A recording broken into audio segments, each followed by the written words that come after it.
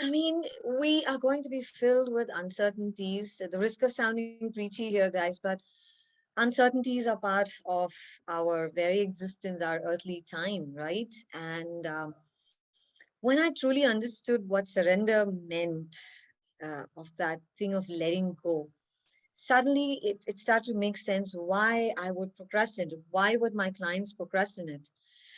It's the fear of failure, it's the fear of rejection, it's the fear of embarrassment.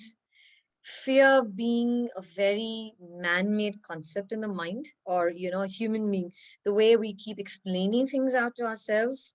Then there's the confirmation bias. I don't do this because of this, and it seems true. And the number of times you tell yourself that, it's going to be even more true. It gets so cemented in us. But if you give yourself that one reason as to why you should do something, okay, and make that reason so compelling beyond yourself, and that's what I at least I try. It's a very humble effort every day, when I wake up from bed, or when I write my book, or I'm coaching. Make the why larger than you, much bigger than you. So when I start to attach it to my higher purpose, my calling, saying, I wake up this morning because God gives me an opportunity, the divine creates an opportunity for me to impact more people, to smile and take them to a better place. Suddenly, the why becomes so much more meaningful. There is no room for procrastination. And then that's the bigger the why. And then how do you execute it? Start to put down mini goals. We need to have, I know there's a bigger goal always, right? And that can be very intimidating. But start to put those mini goals, saying, and start with the simplest of things and give yourself a pat on the back. I do this. I would just send an email, right? And I would say, wow, one job done. That's one out of so many. Keep motivating yourself. And like Beverly said, when we do something that we love every day, that's inner inspiration, that's your motivation from within. So choose who you speak with every single day. Speak to people who nourish you. It's very important. People who love you, who truly want to see you happy, and do the things that you love every single day. It could be just be gardening, it could be running, be watching the sunrise or the sunset. Somehow these are small things that I do every day. We all have our down moments, but believe me, there is no excuse for procrastination, because you will be keeping yourself, your uniqueness, your greatness from the world. So when is the world going to see your greatness? Start now. Now is the only truth.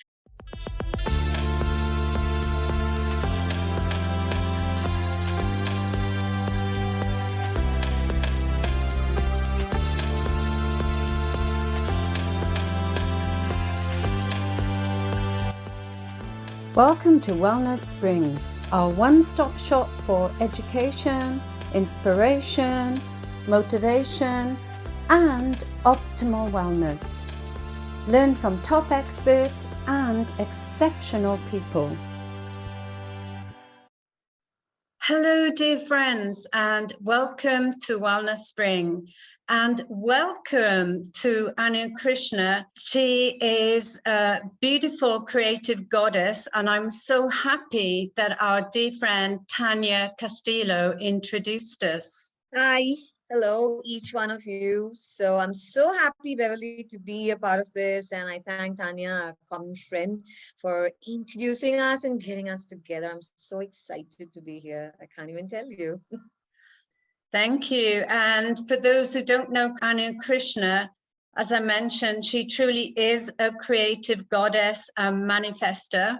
She is a mind coach, NLP trainer, co-founder of Unfear, Changemakers, and the Soulful Exploration. She's also the author of The Secret of Life, Decoding Happiness, which won an award in the Best Nonfiction category in 2020.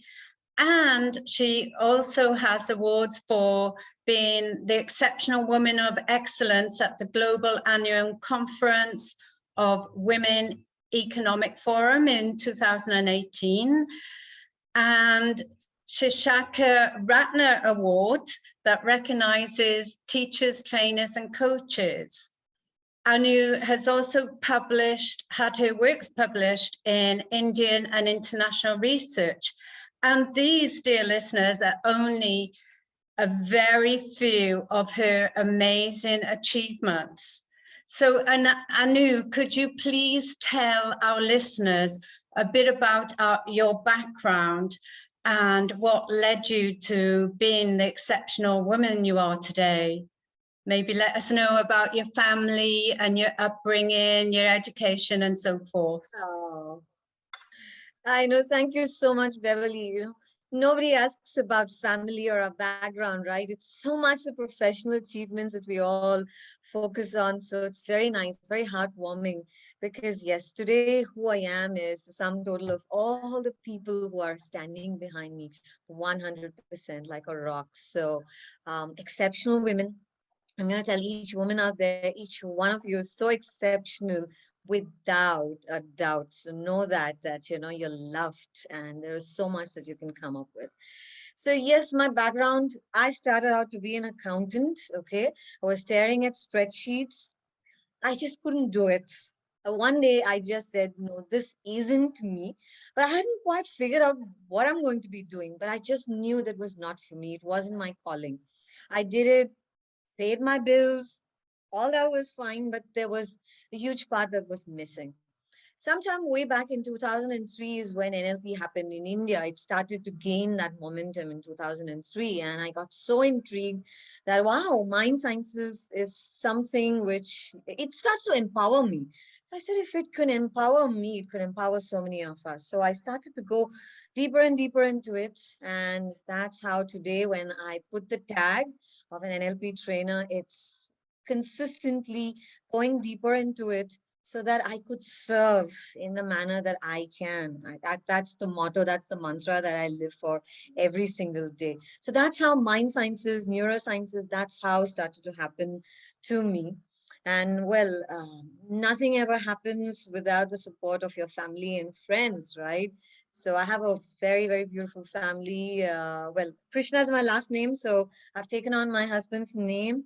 So he's well in the software world, nothing to do. We are just like poles apart, not pole and south pole, which is possibly why things even work. We have our arguments, let me tell you, because he is so, so logical. I am pretty abstract, pretty much. And we have two wonderful daughters. We've been married for 24 years now. We have two beautiful daughters. And so the older one is growing up, I mean, to be a journalist. The younger one is in grade 12. They are my pillar. And along with that, I've got beautiful extended family support, very close friends. I hold my close friends close to my heart. They nourish me. They really nourish me. So today, if we are talking about achievements, what you read, I honestly am not being just humble or, I'm just trying to, play it down. But honestly, it is required to have so many people behind you to just say, you know what, just go ahead. We believe you. That's what I hear from them every single day. Move, we believe you. That's what's got me to what it is now. Today, what I do in my profession as a mind coach, when I'm coaching or I'm running both my companies, it is one, the support of these loved ones and the eternal gratitude, the grace of the divine that shines on me every day. So that's the only thing that I want to say. That's amazing. And you touched on a few vital points there. One about how important friends are, and friends are like family, where we can belong to various groups. And it's all about that heart connection, because when we do something we love, and usually when we're with friends, we're happy, or if we're in any type of group, it could be a knitting group, sewing group, netball group, we really connect on a soul level.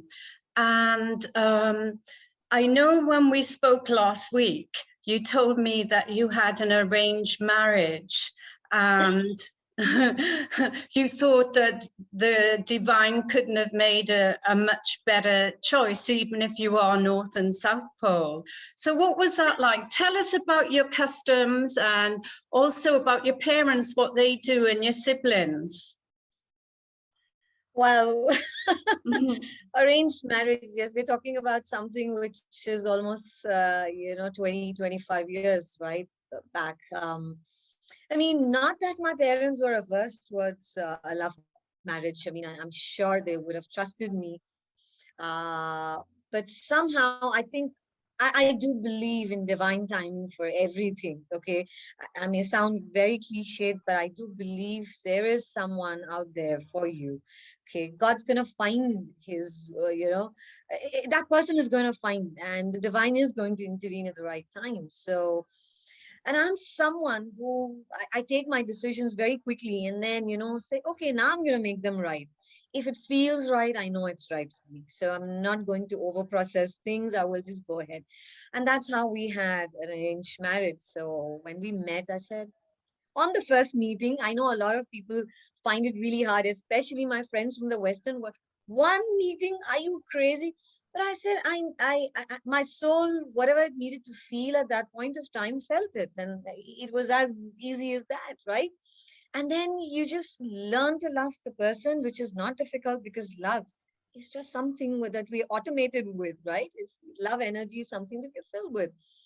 So, of course, we've had our chunks of, our down moments. It happens when you're just polar opposites. But I guess it's at the end of the day, it comes to the core values, which is family, which is love, which is trust, which is honesty. And that is what we still strive to, even if there is something as a marker, being in the coach, mode. I keep saying, let's keep reevaluating this, at least every couple of months to see if we need to be working on something, because after 20, 25 years, there are things that you start taking each other for granted.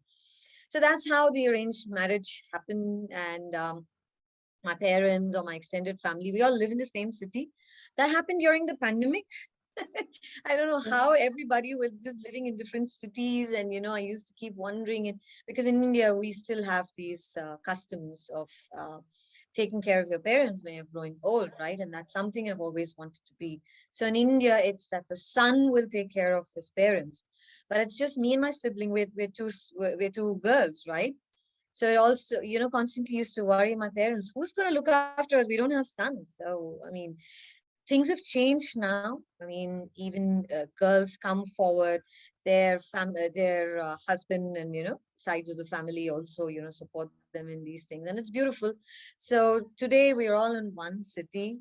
My sisters, my sibling, she's a wonderful writer. She writes for periodicals, and even in fact, I mean, I keep saying you're bubbling with energy and potential. I mean, you got to start writing your book. So this year, I'm going to make sure she's going to invest a lot of time in bringing her book out. So that's a little bit about my family. Oh, fantastic. And I know that you wrote your book in the first lockdown. So I would like to know who or what inspired you, because it's a powerful book, The Secret of Life, Decoding Happiness, on mental health and self-coaching, focuses on the awareness in each areas of our lives and what we're stuck on and the challenges. And I know you offer practical tools to overcome these challenges, and which obviously lead to an inner transformation. And I think with the pandemic, it's been such a wonderful opportunity for all of us to stop, slow down, and look within. And I know, I don't want to give too much away now, but if you could please share what or who motivated you and inspired you. So it's so funny that you'd ask me this. When the pandemic started, like most of us, I did panic. Let me tell you, okay? Because for me, my professional life was more about being on stage, training, facing the live audience. Suddenly, I thought that everything had come to a standstill. And I know I struggled, for a week. I told my family members, what? Do not come anywhere close to me. I'm going to be this jungle cat, because I was angry. I didn't know how to process it. But soon I think that pause was necessary for me, because the things that I had been procrastinating, literally procrastinating, because this idea of the book started sometime in 2017. I had pushed it saying, you know what, I'm so busy. Who's got the time? It goes through rounds of editing. I can't, I'm too exhausted. I did make up all those excuses, and they all seemed right at that point of time. Suddenly, I saw that there were no more excuses, right? We did have time, right? We were homebound. Everybody was sitting at home. And fortunately, unfortunately, I don't know. I happened to mention it to my co-founder at the Soulful Exploration, DC, and I told him, you know what? I have been harboring this desire to write a book. The next morning, you know what happened? I had a schedule waiting for me. You won't believe it. And I said, what is this? He said, there's a schedule. This is how you're going to finish your book. I said, no way I'm going to be doing this. He said, you have no choice. So it started with that, with DC pushing me. And he said, every day, this is how you're going to go. You have no choice. You're going to do it. And because it was co-authored, okay, and I'm going to tell all of you that the co-author is none other than my daughter, my older one, who is actually studying to be a journalist.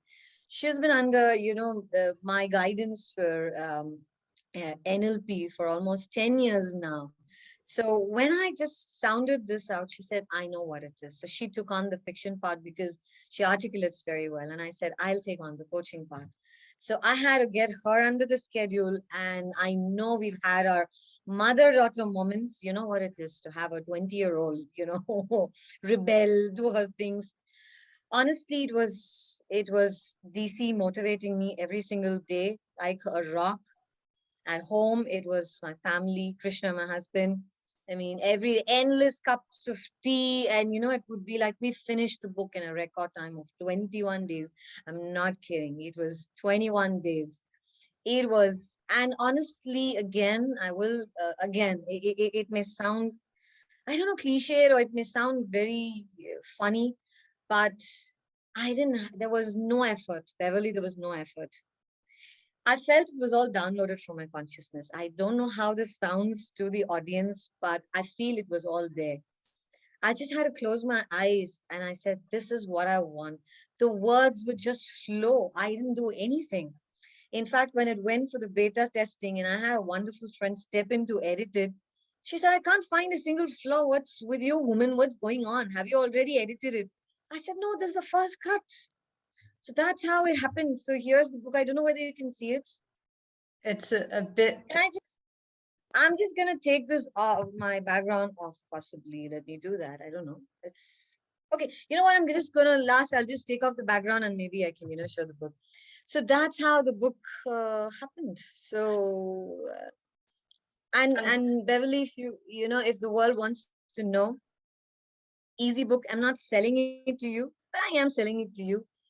It needed to come out in the pandemic, not for any other reason, because the number of pro bono sessions that I had begun to do at that point of time, with people wanting to take their lives, reach the end of their, they were desperate. And I said, if I don't do this now, I'm never going to do it. I'll have, another excuse for why I shouldn't be writing the book.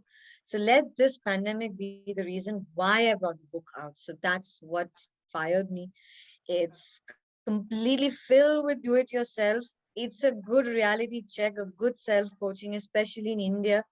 Not a lot many people, or the third world countries, people can't afford coaching. It's not possible by everyone to be able to pay a therapist, pay a coach, right? So this is not just for people, but let's say you are stuck with something, please get the book. Please do it. Sorry if I'm pitching for it, but it's not for me, it's for you, it's for each one of you. Yeah, I'm looking forward to reading it, and I've had many people have told me how wonderful it is, so that's good. And you mentioned, there it is, ladies and gentlemen, The Secret of Life, and a fabulous cover. You're truly an inspiration, because I think lots of us, including myself, suffer with procrastination. So it's really good that your want during that time was so big. It was not about yourself, it was about being of service to humanity, and especially people in the global south countries, like you said, that can't serve a coach. And I think, you know, this is where people are heading today, of being of service. So I'll be calling you for your procrastination tips to stop them after this call, unless you want to share any now. Otherwise, yeah. I could. Yeah. It's lovely. I mean, we are going to be filled with uncertainties. At the risk of sounding preachy here, guys, but uncertainties are part of our very existence, our earthly time, right? And when I truly understood what surrender meant, of that thing of letting go, suddenly it started to make sense why I would procrastinate. Why would my clients procrastinate? It's the fear of failure, it's the fear of rejection, it's the fear of embarrassment. Fear being a very man-made concept in the mind, or a human being, the way we keep explaining things out to ourselves. Then there's the confirmation bias. I don't do this because of this, and it seems true. And the number of times you tell yourself that, it's going to be even more true. It gets so cemented in us. But if you give yourself that one reason as to why you should do something, okay, and make that reason so compelling beyond yourself. And that's what I at least I try. It's a very humble effort every day, when I wake up from bed, or when I write my book, or I'm coaching. Make the why larger than you, much bigger than you. So when I start to attach it to my higher purpose, my calling, saying, I wake up this morning because God gives me an opportunity, the divine creates an opportunity for me to impact more people, to smile and take them to a better place. Suddenly, the why becomes so much more meaningful. There is no room for procrastination. And then that's the bigger the why. And then how do you execute it? Start to put down mini goals. We need to have, I know there's a bigger goal always, right? And that can be very intimidating. But start to put those mini goals, saying, and start with the simplest of things and give yourself a pat on the back. I do this. I would just send an email, right? And I would say, wow, one job done. That's one out of so many. Keep motivating yourself. And like Beverly said, when we do something that we love every day, that's inner inspiration. That's your motivation from within. So choose who you speak with every single day. Speak to people who nourish you. It's very important. People who love you, who truly, truly want to see you happy. And do the things that you love every single day. It could be just be gardening. It could be running. It could be watching the sunrise or the sunset. Somehow these are small things that I do every day. We all have our down moments, but believe me, there is no excuse for procrastination, because you will be keeping yourself, your uniqueness, your greatness from the world. So when is the world going to see your greatness? To start now. Now is the only truth. Now is the only moment that's true for us. I totally agree, and I will be taking your advice. And you mentioned your partner. I know when we chatted last time, Dipankar Malik, and that was an amazing story as well. So would you like to share how you met him and tell us about the Soulful exploration as well? Right. So I do believe in manifestations thoroughly. I think it's not about just asking and receiving. Yes, that is one part of it. I know many, people talk about it. Healers talk about it all this time. But I start to believe that what I need is within me. Whatever I want is inside of me. That universe is within me. Through the coaching part of things, I had, I knew things were beautiful and everything was fine. And, but I said, what, there's something that's missing. There's something that's missing. I wanted the entire thing to be more holistic. And that's why the energy sciences came into play. And whenever we start to vibrate at an energy which is larger than us, you somehow start to encounter people, situations, things that are in that the same vibration, right? So that's how in that particular year, I don't even remember, the year. It could be a couple of years back. I don't know, 3, 4 years back, maybe. Uh, it was that we connected over LinkedIn, and it was a purely professional and very beautiful contact and things like that. And we are from two different industries. He's from the aviation sector. I'm from, the coaching fraternity. We would just exchange notes on, mind sciences. That's how it would be and things like that. And before we knew it, the banker DC said, you know what, I think we should do something together.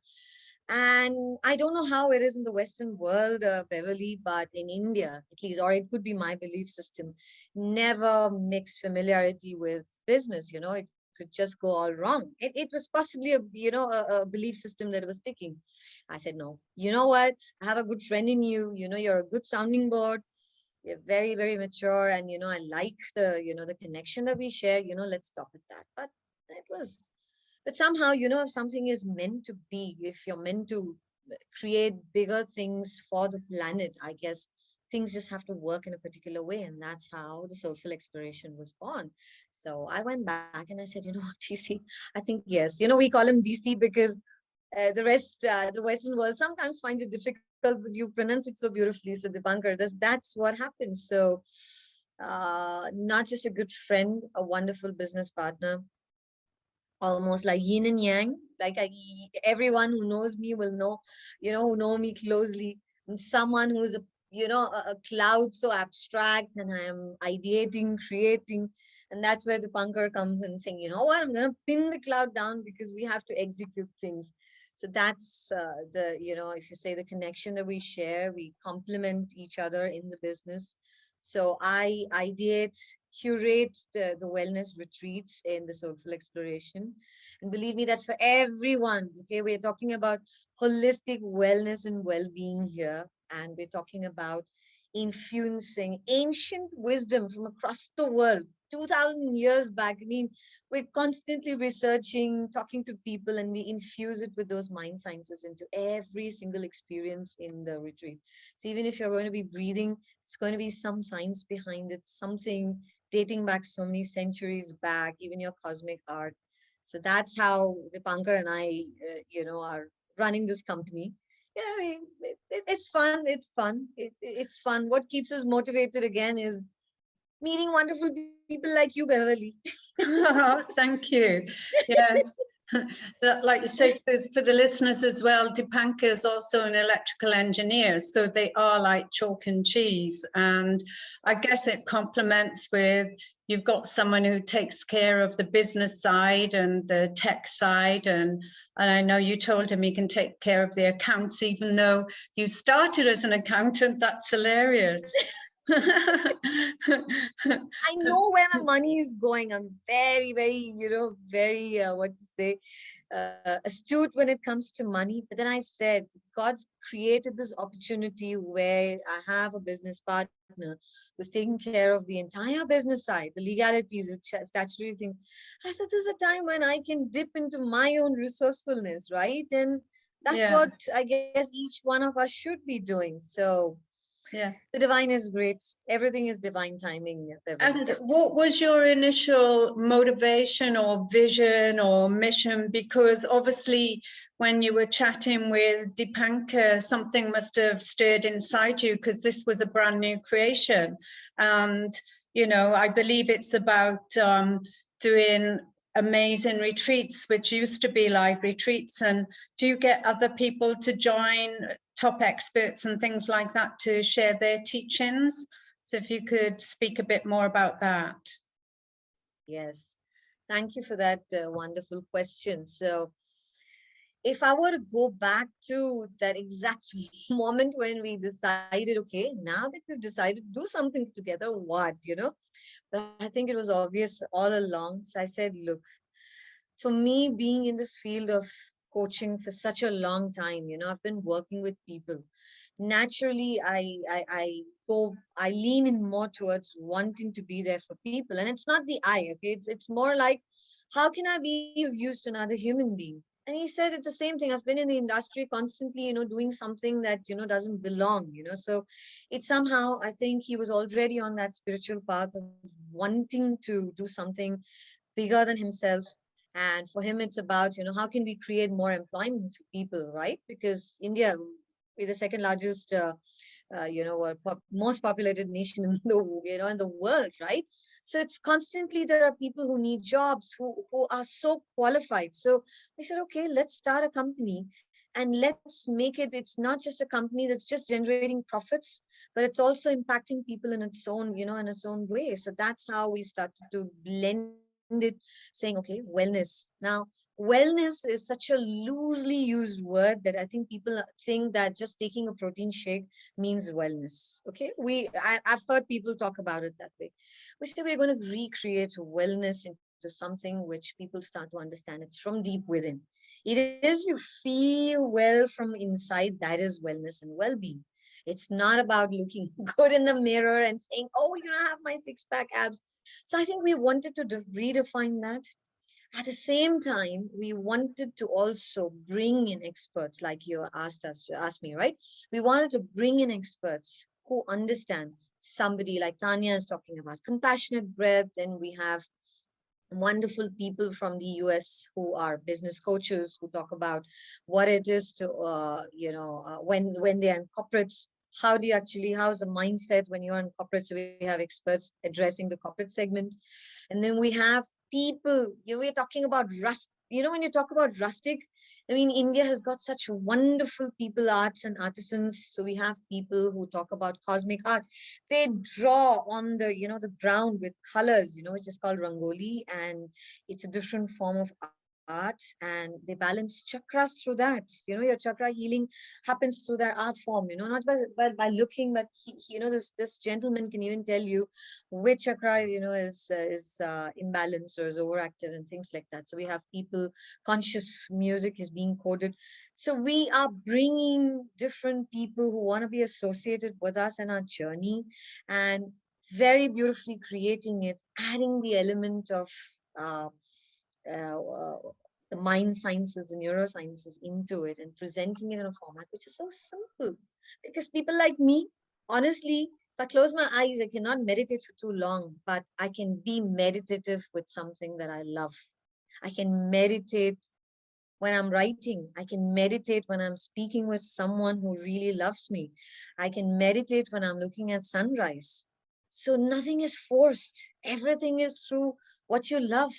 So we wanted to tap into that love energy and saying, hey, this is what you might love.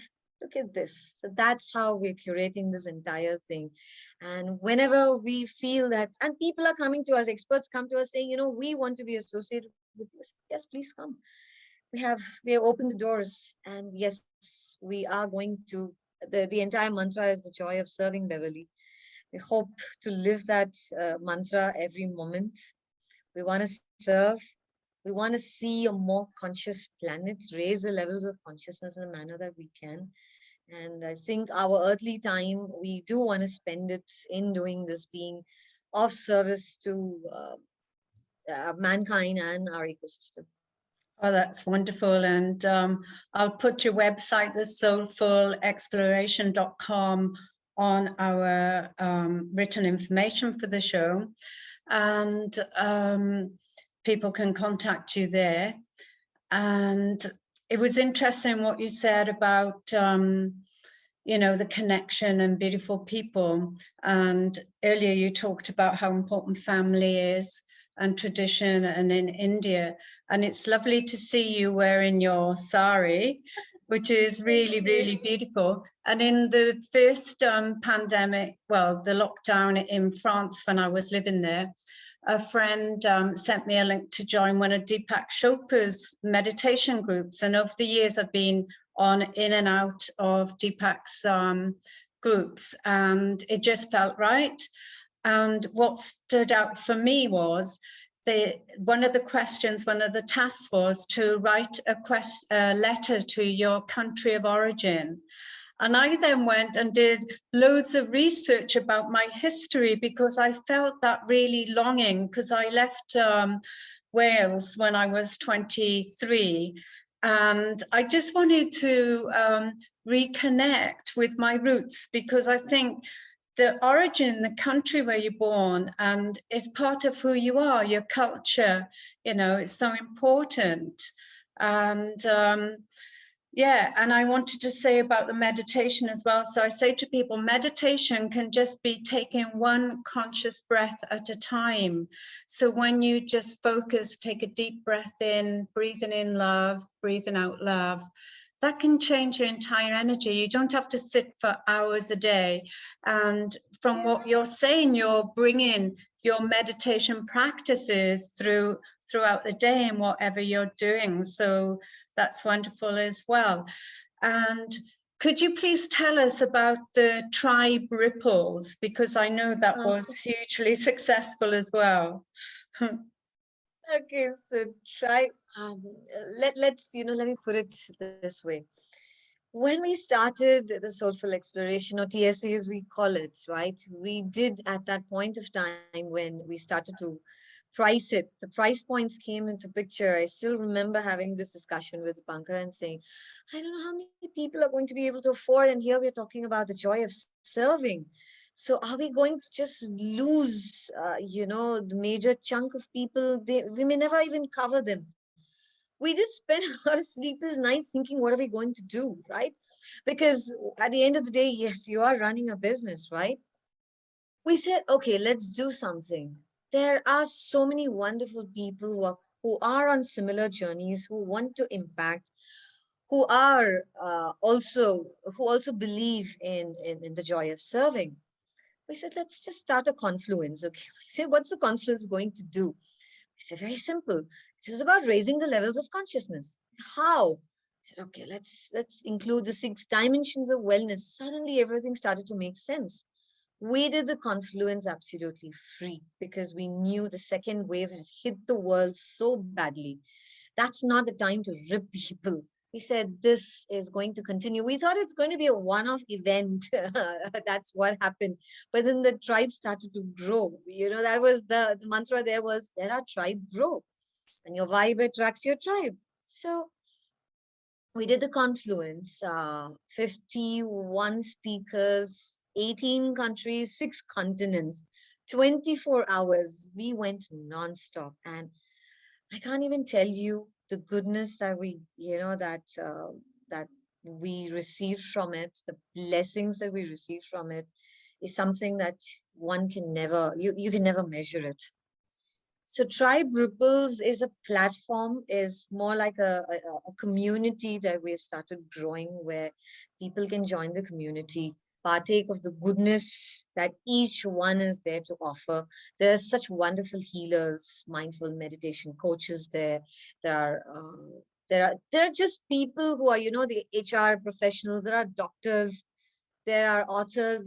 You name the community, they're there. Why are they there? Simple, because everybody has a story for you. Everybody has a story that can impact you. Everyone has something to share. So what we do is we converted that entire community. We said, even if people want to now join, we said, come join us. If you want to do something through the community, tell us. So this, in fact, in the 29 Jan, we have wonderful. She's a music channeler. She's a cosmic voice artist, Rafaela Gilla. So she's going to be actually talking about love and eternal energy. Not talking. She's going to be singing. It's going to be an experiential session. So I want everybody to join it from wherever you are. It's beautiful. So we have this kind of goodness. I mean, where would you want to, so every event is curated even there. So that's more like, very loosely put, Beverly, that could be a speaker's bureau. And my other company, I'm going to be starting the podcast. So, and Beverly has been a huge inspiration for me, believe me, for starting the podcast. I had procrastinated that for quite some time. I'm not doing it anymore. So she's been my huge push to start the podcast. So the podcasts are going to be bringing out stories of how people overcome their fears. So we are going to be, anything that we do is going to be a story, something that's going to inspire, something that is going to inspire people to take action, to move from what they're doing. So whether it's Tribe Ripples, whether it is the Soulful Exploration, whether it's for the podcast, whether it's the book, whether it's Unfear, everything is going to inspire each one of you to manifest your greatness. Not cliched again. I truly believe each one of us can and will do it. Oh, that's wonderful. I had goosebumps when you were talking, and I'm on the same wavelength as you. I believe the highest vibration and is being of service, and it's our divine purpose. So to wrap up, people, stop procrastinating and join the Tribe Ripples and the Soulful Exploration and read Anu's book. And Anu, if there was one thing that you could do to change the world, what would that be? For me, I would tell myself, love more, be compassionate, be kind. That is the only energy people will respond to. So I try. I'm a human being. I'm sure I have my faults.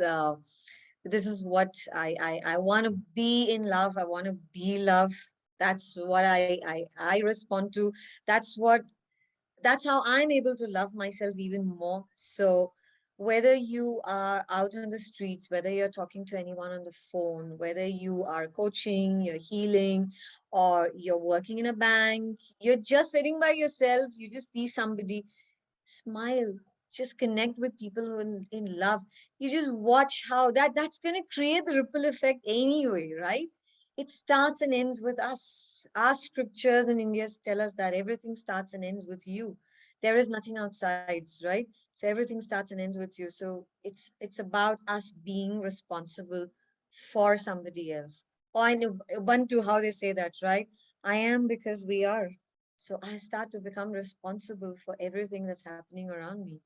So then it's about being in love every moment, vibrating at that love energy that creates, nourishes, and nurtures. What a beautiful world, no? What a beautiful world. That's beautiful. That resonates for me because that's my wish as well. So, dear listeners, start falling in love with yourself and be in the love energy, look at people in love and connect with the universe, because we're living in a beautiful planet, beautiful earth. So on that note, thank you, beautiful love goddess. And I look forward to following you, your podcast and your tribe. Thank you very much for giving up your time. Thank you, each one of you, for being part of this. And I hope managed to do at least touch your hearts a little bit. Just be in love, like Beverly said. And thank you, Beverly. I would want you to shine more with what you're doing. It's been such a pleasure chatting with you. Thank you. Thank you so much.